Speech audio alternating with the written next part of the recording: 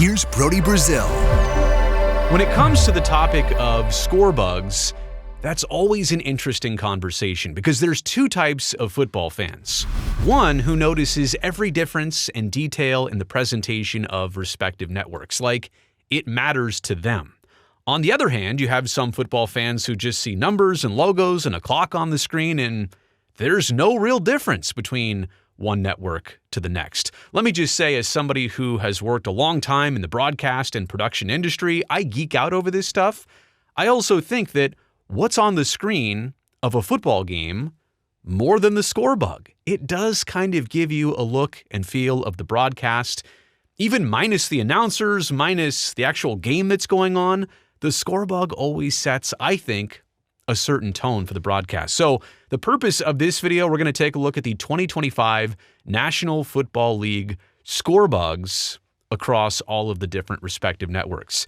And let's begin with CBS Sports, who has unveiled a brand new look here for the 2025 season. Normally, you get the Super Bowl in that same year, then later in the fall, you unveil your new graphics package. You unveil it in the Super Bowl, then you have it for the upcoming football season. That's what Fox has done. They had the last Super Bowl, and now they've got those new graphics for this season. CBS just rolled out a brand new graphics package without a Super Bowl. They just did it to start this season. And I think, again, in my opinion, CBS might have one of the cleanest, tidiest, most effective looks going on right now in the NFL. I always love this out-of-town scoreboard up here. It's simple. It's very transparent. It doesn't catch a lot of your attention. I've said this before. I wish those two things maybe were connected.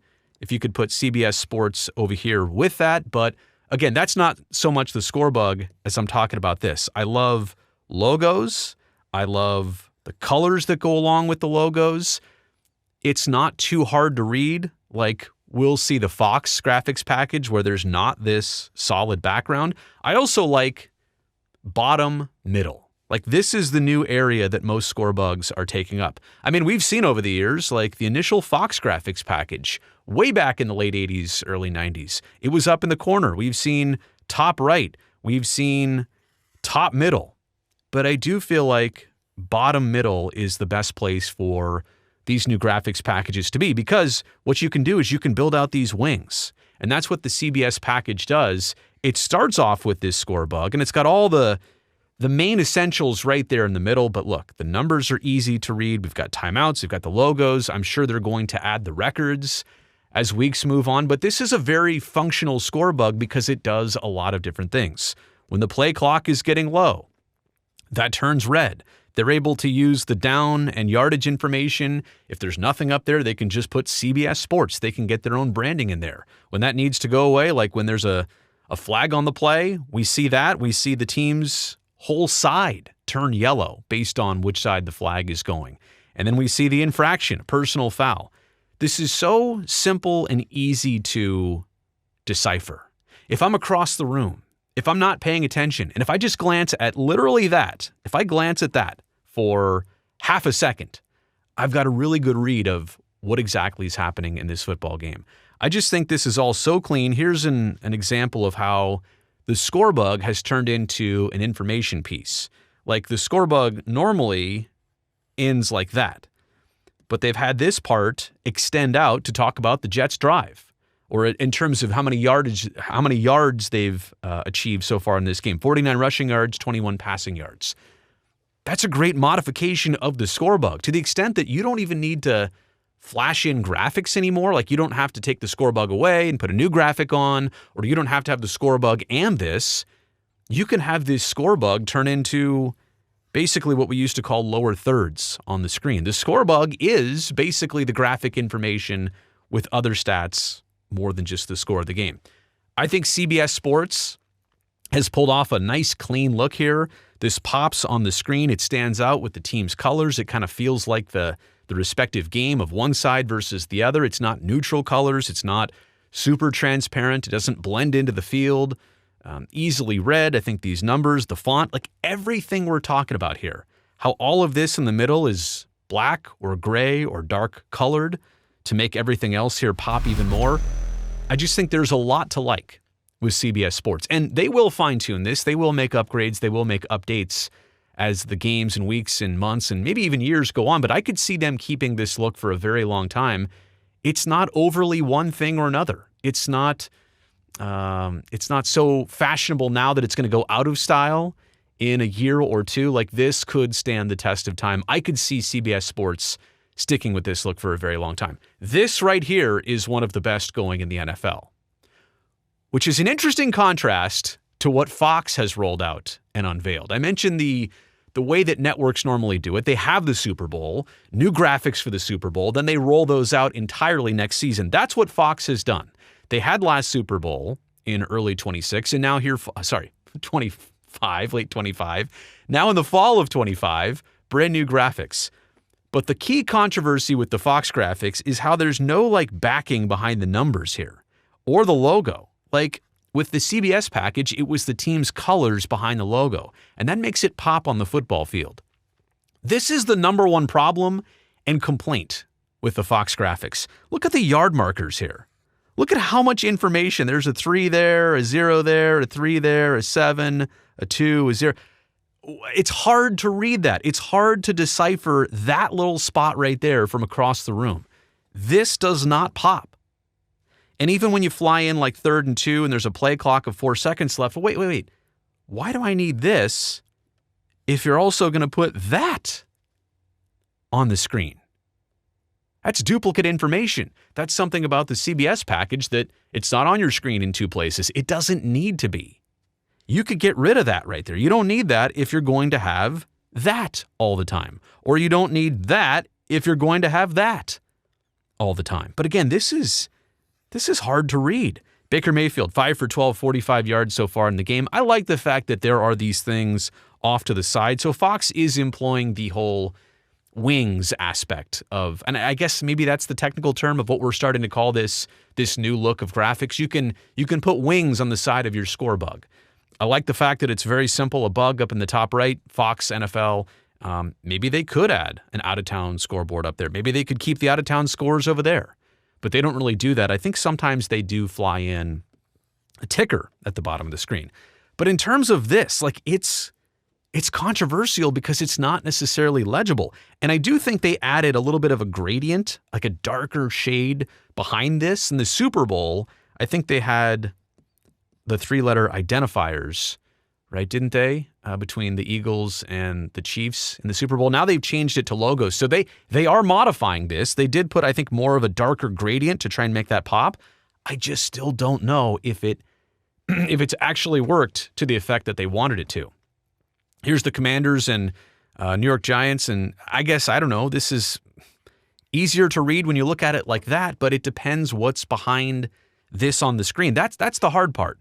When it's something blurry on the screen behind the logo and behind the numbers, then it's easier to decipher from afar. But you can't always guarantee that with a football game. Again, you just saw the yard markers on the field that don't make reading the score of the game easy, and that's the number one thing a score bug has to do. It has to be simple and effective quickly. Maybe that's 3 things: simple, effective, and quickly. I do like the fact that they can build out some things to the side here. Player stats and info. I'm okay with this cartoon image. They do a lot of that on the Fox network. But it gives you this information. Look at that. It's got the orange background of the Bengals. So that is clear and easy to read. Now, all of a sudden, look at that. That's much easier to read. Why wouldn't they just cut off the scoreboard right there? And I realize I'm doing orange on orange. Why don't they just do that right there and keep that simple? But instead, they want this look of a minimalist look, which I can appreciate. I really can. I just feel like you're trying too hard at minimalism here, and it's not as legible as it could or should be. They pop up different things above, like obviously the down and yardage and play clock, or on a field goal attempt. Boy, was that a Jake Moody attempt right there? We're going to be dating ourselves here pretty soon. But they have the buildups, they have the elevators out of the score bug. It's just the basis of this, the middle part right here. It feels, honestly, almost unfinished, as if something is missing. So that's Fox. Let's get to NBC. Now, this is more of a traditional look. they've had kind of a similar style and feel here of their score bug. Bottom middle, and I think they've had it in different places, but bottom middle is where it resides. This circle is actually like a clock. You can kind of see that white status bar that'll turn red when the play clock gets low. They use it also to light up yellow when there's a flag. I'll show you some examples, but this is very much a corporate-looking score bug, and that's not a knock. That's not a disrespect. It doesn't look as maybe modern or fun as flashy. This one looks like an office building version of the score bug. They've got these kind of curved lines and that glassy feel and, rounded corner on the top, but square corner on the bottom. I like the fact that they're using even more space. I like the fact that this one is low on the screen, right? It doesn't sit like all the way up here. It's nice and low. I mean, everything's below that line. So it gives you a lot of screen space. It leaves all that wide open, gives you the flexibility. You want to build out something that way or that way, you can totally do it. I also like the fact that it's just the colors and the peacock up there in the top right. Doesn't need to say a bunch of things. Plain, clean, simple, nothing wrong with this. It just doesn't feel like it's as updated or modern as some of the other networks. I love the fact that they minimize the scoreboard, the score bug to be that when they fly in something like this about the Eagles scoring drive, 10 plays, 70 yards. Jalen Hurts, my fantasy quarterback. All right, buddy. Did something great there. Time of possession, 5:54. So they can give you all that information. They can fly it out this way. So this main score bug turns into this flying out from the right side. I like the way they use this. I like the way that they pop out simple information. Dallas has got a 41-yard field goal attempt. Plain and simple, like easy to see right there on the screen. And then here we see what a flag looks like. We've got the type of penalty it is, unnecessary roughness, and it goes to which side of the game, which team's player it is. Gives you all the information right there, easy to read on the screen. By the way, I was trying to remember Brandon Aubrey. That was my fantasy kicker last year. 41-yarder for Aubrey. He's nails. The NBC graphics package, it feels like it could use a little bit of a refresh, maybe some more modernization, but it's been around a couple years, nothing wrong with it. It's still very professional. I would say it's very mid-range in terms of comparing it to everything else. Okay, let's move on to YouTube. Now, this is from that first game of the season down in Brazil on the Friday night. YouTube doesn't have a bunch of games. They're not a regular national broadcaster, well, really global broadcaster of NFL games, but it's interesting to see the score bug they use here. That's a lot of white on the screen, but again, bottom middle, right? So they can fly things out this direction, that direction. That kind of almost is distracting from the rest of this entire image. Like that pops out too much. Now, it's great. I can read the dark numbers over the white background quite simply. I can see the teams. I like the logos. They're fit in the squares there. You've got the down and yardage information. You've got the game information. This kind of seems like wasted space now. And I mean, what do you do? Do you need the YouTube logo when you've already got that? Sometimes here it's a matter of duplication and wasting space. You're just trying to be as efficient as possible.